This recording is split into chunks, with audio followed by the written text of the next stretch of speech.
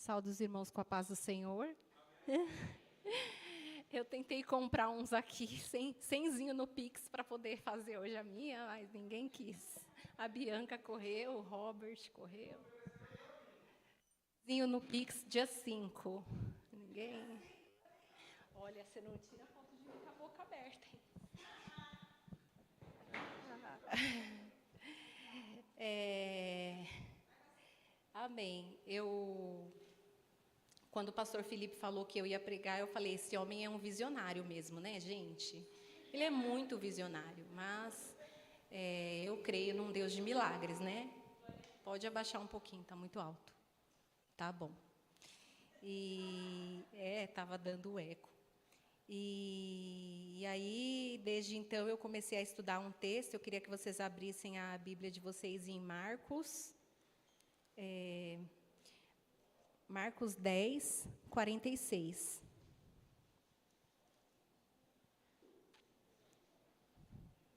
Eu sempre quis falar uma coisa. Quem achou, diga amém. Quem achou, diga amém.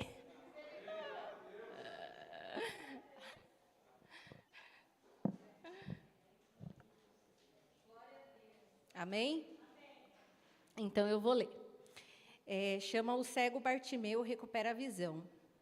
Então chegaram a Jericó, quando Jesus e seus discípulos, juntamente com uma grande multidão, estavam saindo da cidade. O filho de Timeu, Bartimeu, que era cego, estava sentado à beira do caminho pedindo esmolas. Quando ouviu que era Jesus de Nazaré, começou a gritar: Jesus, filho de Davi, tem misericórdia de mim. Muitos o repreendiam para que ficasse quieto, mas ele gritava ainda mais: Filho de Davi, tem misericórdia de mim. Jesus parou e disse: Chamem-no. E chamaram o cego. Ânimo, levante-se. Ele o está chamando. Lançando sua capa para o lado, de um salto, pôs-se em pé e dirigiu-se a Jesus. O que você quer que eu lhe faça? Jesus, ele sempre quer essas perguntinhas, né? Perguntou Jesus. O cego respondeu: Mestre, eu quero ver. Vá, disse Jesus, a sua fé o curou. Imediatamente ele recuperou a visão e seguiu Jesus pelo caminho. Eu fiz essa pregação com 3 tópicos, né, que me chamaram mais atenção, que eu consegui compreender, porque a Bíblia ela não é fácil, não é brincadeira. E o primeiro deles é a última chance que esse cego teve. Por que a última chance? Porque se você olhar o texto, vai dizer que Jesus ele estava passando por Jericó e ele estava indo em direção a Jerusalém. Mais para frente, Jesus fez muitos milagres, ele fez um monte de coisa. Mas ele estava indo rumo à crucificação, rumo ao Calvário. Jesus ia ser crucificado. Ele não voltaria mais para Jericó. Essa seria a última chance que Bartimeu teria para ser curado. Ele não teria outra oportunidade. Uma vez a minha irmã, que está aqui, ela passou mal na casa dela e a pressão dela sempre cai, a pressão dela baixa. E o meu cunhado e o meu sobrinho não estavam em casa. E ela, com a pouca força que ela tinha, ela conseguiu chamar o meu irmão, que mora na casa na frente, no mesmo quintal. E o meu irmão, por um milagre de Deus, porque ele é surdo. Glória a Deus. Isso é para ele não ouvir, né? Para ele não ouvir, se ele estiver online. Amém, glória a Deus, aleluia. E aí o meu irmão, ele conseguiu ouvir a minha irmã, ele disse assim, eu ouvi ela bem baixinho, Paulinho, Paulinho. E aí o meu irmão e a Juliana foram correr lá na casa dela e conseguiu acudir ela antes de sair, com a cabeça. Sangue de Jesus tem poder que foi. Ei, menino. E aí... Amigo. Som. E por que tá falhando, você sabe?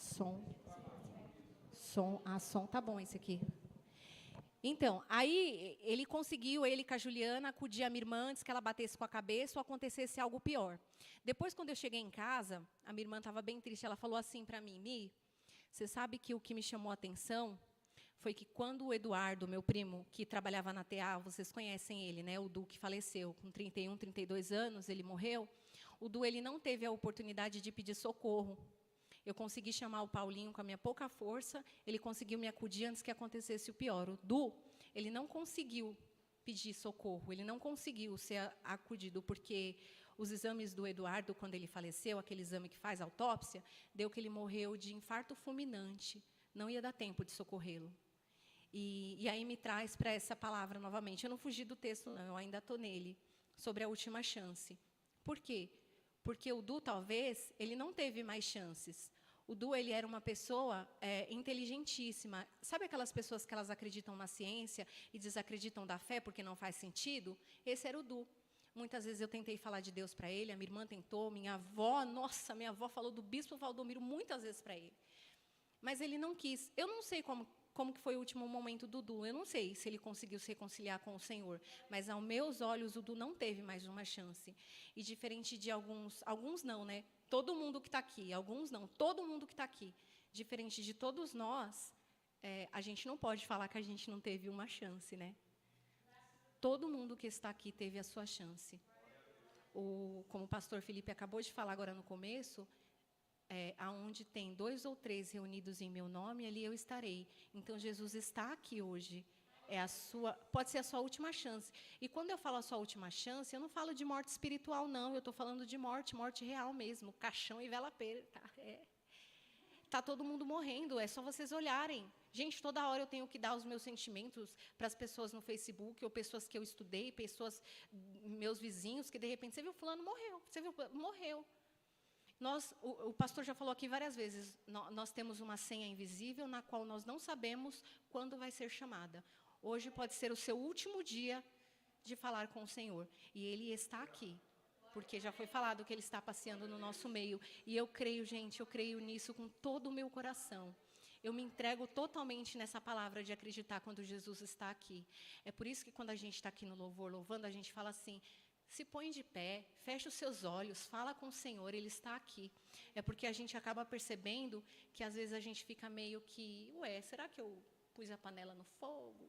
Será que o cachorro está solto? Será que eu deixei a janela aberta? A nossa vida ela é tão corrida, mas hoje é um momento que nós separamos para ouvir a palavra do Senhor e prestar um culto a Ele. Ele está aqui, eu volto a dizer, desculpa ser repetitiva, mas essa palavra precisa ficar gravada no coração de vocês. Ou como diz o meu pai, na tábua do seu coração. Precisa ficar na tábua do nosso coração.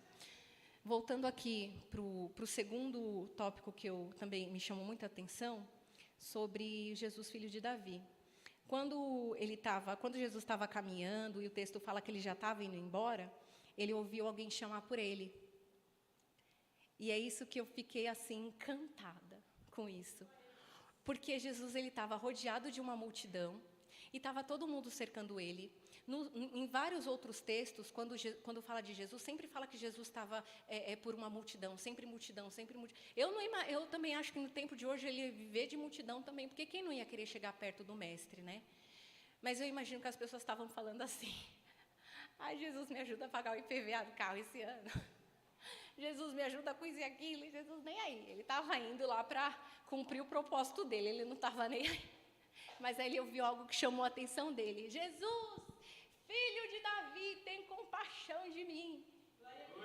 O que acontece? Por que chamou a atenção de Jesus, ao meu ver? Porque a primeira vez, olha, eu estudei, hein, galera? Isso é culpa de vocês. É a primeira vez que alguém fala na Bíblia sobre o título messiânico de Jesus. Olha só como ele fala bonito.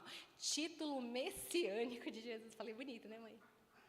É a primeira vez que fala na Bíblia. Por que título messiânico? Porque ele reconhece que Jesus é o Filho de Deus. Ele reconhece que esse cara que está passando é aquele que está todo mundo prometendo que ia vir para ajudar todo mundo. Ele reconhece Jesus como seu Salvador, como o Filho de Deus, o Messias, a linhagem de Jesus, lá de Davi, ele reconheceu, e aí ele falou rapidinho: tem misericórdia de mim. Ele fez a oração mais curta, mais honesta e mais verdadeira que alguém poderia ter feito, e dessa forma ele conseguiu chamar a atenção de Jesus. Uma vez, Bianca, você não tira foto de mim com a boca aberta, hein, pelo amor de Deus. Meu Deus do céu, depois o grupo da igreja fica estourado. Uma vez, gente, quando a Maria Luísa nasceu, eu tive depressão pós-parto. Muita gente sabe aqui, porque muita gente aqui da igreja me ajudou. Essa igreja, eu sempre falo, essa igreja chega junto, gente. Chegou junto quando eu mais precisei. Não só a igreja, mas também pessoas do meu convívio. E para mim era muito difícil entender como que eu tinha o meu milagre ali, já que eu não podia ter mais filhos, né? Vocês sabem, eu tinha endometriose e a portadora de endometriose, ela fica...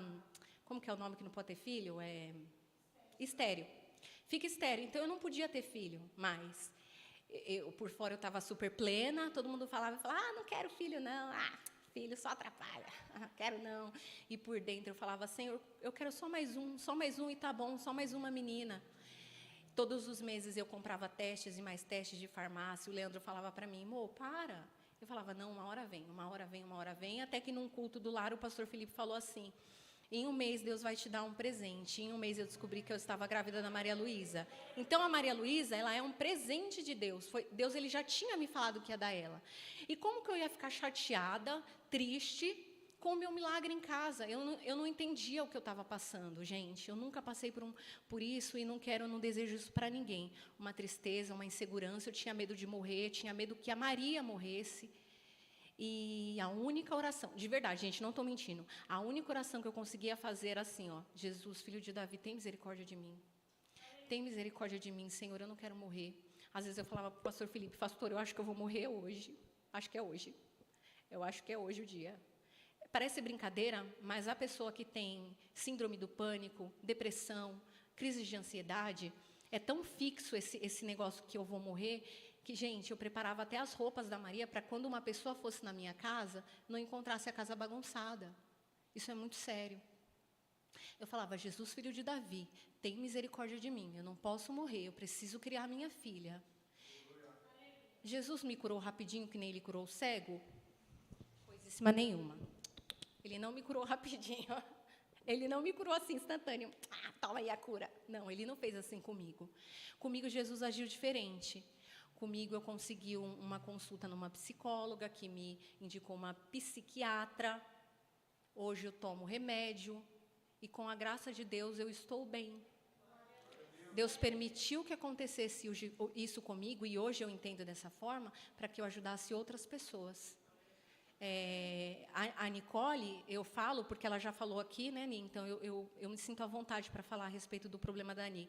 A Ani também teve esse problema, e eu consegui falar com ela abertamente. Ela falou, você falou tudo o que eu sentia. Aí eu falei, nossa, é verdade. Será que foi por isso? Sim, foi por isso, porque Deus, ele tem planos e propósitos, né?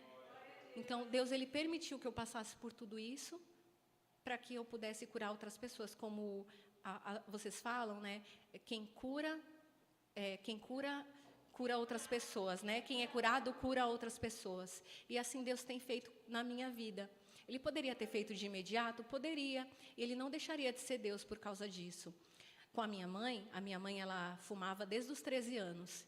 E um belo dia ela falou assim, eu não quero mais fumar, Senhor, tira de mim. E quando ela dormiu, quando ela amanheceu, ela foi acender o cigarro e ela teve ânsia de vômito. Deus a libertou da noite para o dia. A libertação dela foi de imediato. Mas Deus, ele age diferente comigo, com você, porque a gente não é igual. Cada um é de um jeito. E o nosso Deus, ele é tão íntimo, ele é tão cuidadoso, é um Deus tão intimista, que ele sabe como tratar com cada um de nós. Falei demais. Aqui, voltando para o texto de novo, a capa. Também achei bem interessante. E essa parte eu lembrei do pastor Alves. Quando Jesus manda chamar o cego, e aí ele vai lá na direção de Jesus, a palavra fala assim que ele deu um pulo, quer ver? Ânimo, levante-se, ele está o chamando. Aí o cego lançou a capa para o lado, deu um salto que nem o pastor Alves lá, Silva. Eu lembrei dele todinho nessa palavra. Deu um salto e foi lá atrás de Jesus. Só que um fato muito interessante que sobre essa capa, sobre a cura, né, sobre o filho de Davi, mas o que mais me chamou a atenção foi o fato de que a capa do ceguinho, não foi Jesus quem tirou. Foi ele que teve que tirar a capa. Vocês conseguem entender o mistério dessa palavra? Jesus, ele chamou, ele curou, mas quem tirou a capa foi o cego.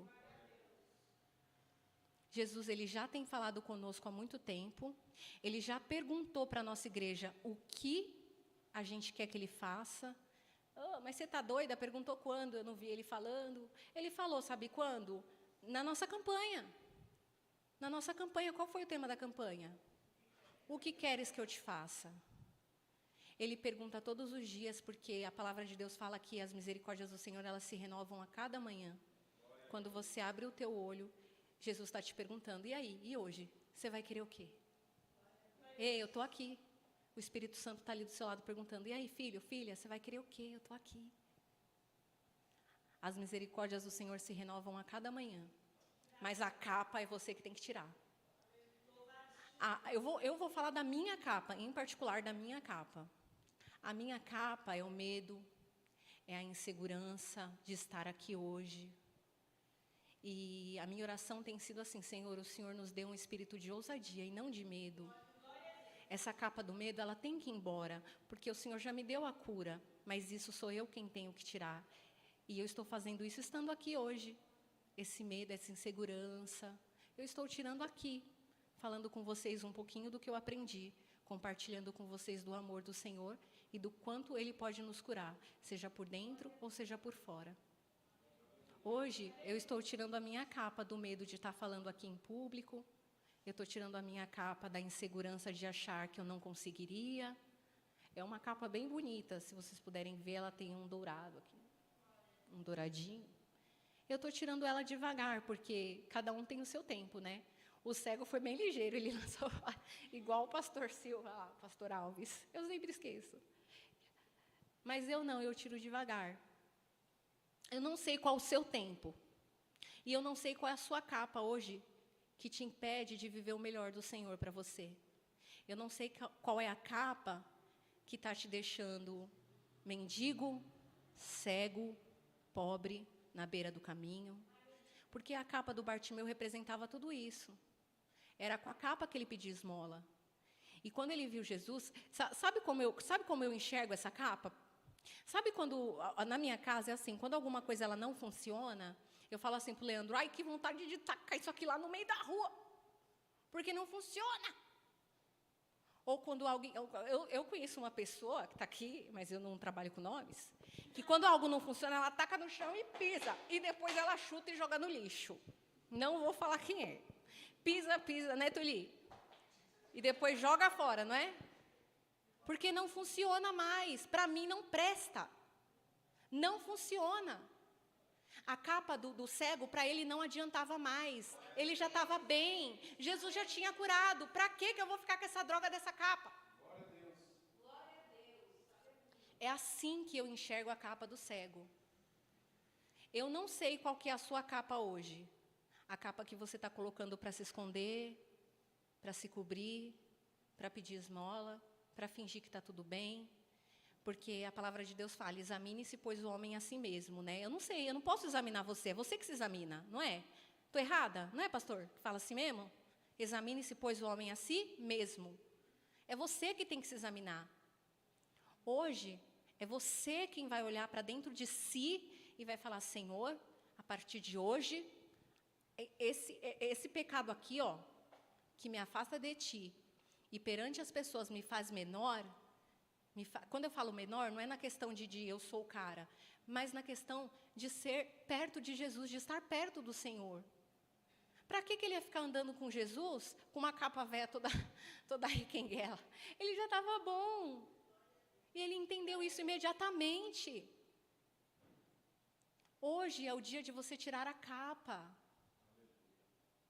Olha para dentro de si hoje e fala assim, é verdade. Eu preciso parar com isso.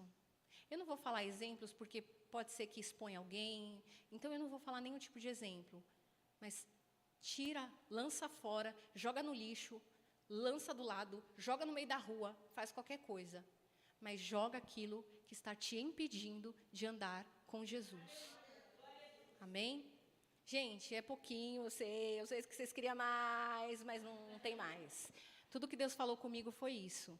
E eu espero, assim como abençoou a minha vida, lendo, estudando, estando, dedicando, nem que for um pouquinho, porque como eu tinha que pregar, então era meio que obrigado, né, a ler, a estudar a palavra. E eu espero que essa palavra tenha te impactado, que você tenha entendido o que o Senhor quis dizer e que você saia daqui hoje diferente. Eu queria fazer uma oração. E eu queria convidar vocês a fechar os olhos. Por que fechar o olho? Para você se concentrar no trono do Senhor. E esquecer o amigo do lado, a roupa que está batendo, esquece o filho que está chamando, se concentra no trono da graça agora. Entre com ousadia no trono do Senhor. Amém? Senhor, hoje nós falamos sobre capa, hoje nós falamos sobre última chance, hoje nós falamos sobre clamar o seu nome, reconhecendo o Senhor como o único Filho de Deus, o único que pode reconhecer os nossos pecados. Senhor, hoje nós falamos tanta coisa, mas nós não podemos sair daqui do mesmo jeito. Jesus, eu não posso sair daqui do mesmo jeito. Eu peço, Senhor, para que o Senhor mostre para mim as capas que ainda precisam ser tiradas da minha vida. Porque como eu aprendi, é eu que tenho que tirar. Mas às vezes, Senhor, eu esqueço. E eu deixo para lá. Mas o Senhor pode me ajudar, Senhor. Pode ajudar os meus irmãos, mostrando aquilo que está nos afastando da Tua presença. Aquilo, Senhor, que não está permitindo que as pessoas nos vejam como Teus servos. Porque nós somos o Teu exemplo. Senhor, nós somos o sal da terra, nós somos a luz do mundo. E essa capa, ela não pode cobrir a gente. Tira, Senhor, nos ajuda, meu Pai. Em nome de Jesus Cristo. Eu queria que o Robert viesse aqui cantar uma música, pode ser? Eu ainda tenho um tempinho? Pode ser?